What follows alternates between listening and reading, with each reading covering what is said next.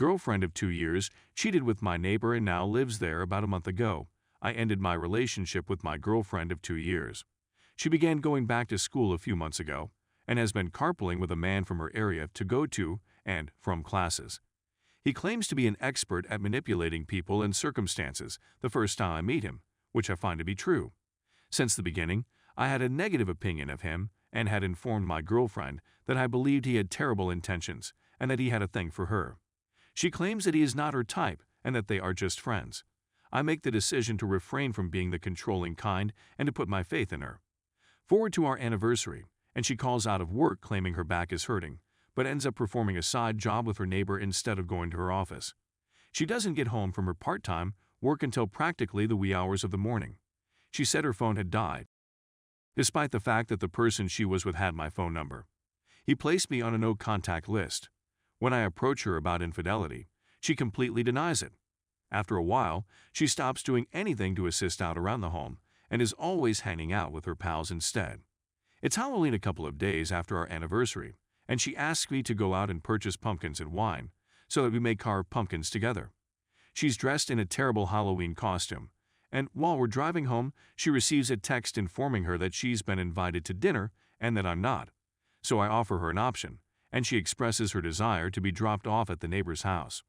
So I put her there only to pick her up later, since she is clothed in newspaper and it is pouring, and I have just returned from 3 grocery shops in search of pumpkins. We return to our home and have a disagreement. She gets paid the next week, and I ask her to go out and acquire dog food for me since I'm broke and couldn't get any. After a few days of deceiving me into believing she had money, I discovered that she had spent all of it on her friends. When I discovered she had spent $300 of my money, I ejected her from the house. She's now 6 homes down the street. In order to get out of my neighborhood, I had to drive by his home.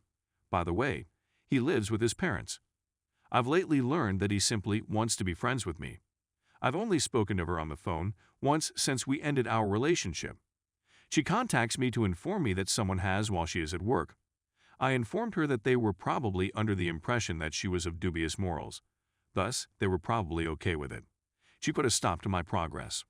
Story 2. Caught my husband of 22 years cheating. I realized that my spouse of 22 years had been having an affair the week before Thanksgiving. In the preceding several months, I had noticed a few inexplicable occurrences, so I examined his text history, really simply to set my mind at ease, and it was all there. Our relationship is filled with expressions of affection, pet names, plans for get-togethers, and grievances about one another. Not only that, but it happened within the preceding 24 hours. It was only when I confronted him with the information I had learned about his relationship that he acknowledged to having an affair. He said that the relationship began in February 2020 and had been continuing on since then. That's a period of 1 year and 9 months. I was really taken aback. I knew she was a colleague with whom he had a friendship, but I trusted him and never imagined he would go so far as to cross the line. Following the incident, he went to meet her and informed me that he had stopped the relationship because he only ever wanted to be with me. He said that the only reason he was with her was because she made him feel desired. He was behaving at home throughout the affair as if he wanted to reignite our relationship now that the kids are away at college, which isn't entirely accurate. We were going on dates with each other and creating more time for one another. However, in his messages, he said that we were living together like roommates. The fact that I've never done anything like that with housemates surprises me. To put it another way, he was dating both of us at the same time. I didn't really think the affair was finished, so I used Find My iPhone to hunt him down, and he continued to visit her for the next 3 weeks after that.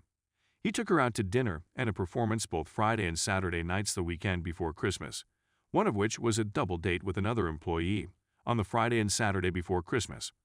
On Sunday morning, when he left the house on what he said was an errand and headed straight for her house, I finally admitted that I knew everything. As a result, he ended his relationship with her once again, allegedly, due to the fact that they had a lot of things to discuss. The meeting lasted 5 hours in total, and now he's stating that he wants to work through this with me in order to repair our relationship. As soon as I bring up the fact that he was seeing her as recently as 2 weeks ago, he argues that those encounters were no big issue since they didn't have sex and that the relationship was really winding down on its own. He said that they were mostly discussing their personal relationship issues. The writings I had seen 3 weeks previously did not seem to indicate that anything was coming to an end. As a result, I'm now attempting to figure out what to do. He seems to be earnest in his desire to correct the situation, and he has promised to go to therapy. He tells me on a regular basis how much he loves me and that I am his full universe, and I believe him when he says this. I haven't seen him with her yet, and he's been very cautious to keep his whereabouts under wraps for the last several days. I, on the other hand, feel entirely cut off from him. I can't bear to look him in the eyes, and I don't want him to touch me. I'm afraid I'll never be able to trust him in the same way again. The only thing that has prevented me from leaving or evicting him is my desire not to break his heart in the process. Yes, you did read it correctly. I'm completely stunned right now. Story 3. I had an affair with a co-worker and now she won't leave us alone. We've had a difficult road to travel, but we're making progress toward reconciliation. Because it was a co-worker, the first move was to resign from his position. This was the very bare least he needed to do in order to even contemplate talking to me. Even though I'd expressed concern about her being too close to me on various occasions, she had insisted that they were only friends. He was asked to alter his phone number, which he agreed to do. If she didn't leave us alone and stop contacting us, I threatened to report her to the police for harassment. In Australia, harassment is classified as a civil matter, and you can get a court order ordering them to leave you alone. All of my husband's text message history was deleted, so I have no idea what they had said to each other. When her husband went into work to drop off his laptop and other belongings, she hid out the front and waited to talk with him. When she asked him to leave him alone, he informed her it was over. Following that, we have a week of sobbing and working out to see if we can even rescue this situation. As soon as I return to work, she appears outside my kid's school on the Friday of the following week in an attempt to ambush my husband, since she knows he picks up our son. It is her request that he not notify me since she does not want me to contact the police as a result of this. She tells him that she loves him and that she will be waiting for him when he gets back. Specifically, she wants to know whether she may drop off the Christmas gift she purchased him to our home for him.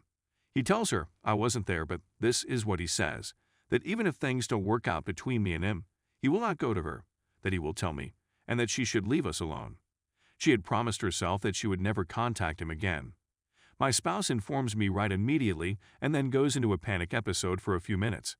He said he felt as though he had been ambushed and that he had lost control.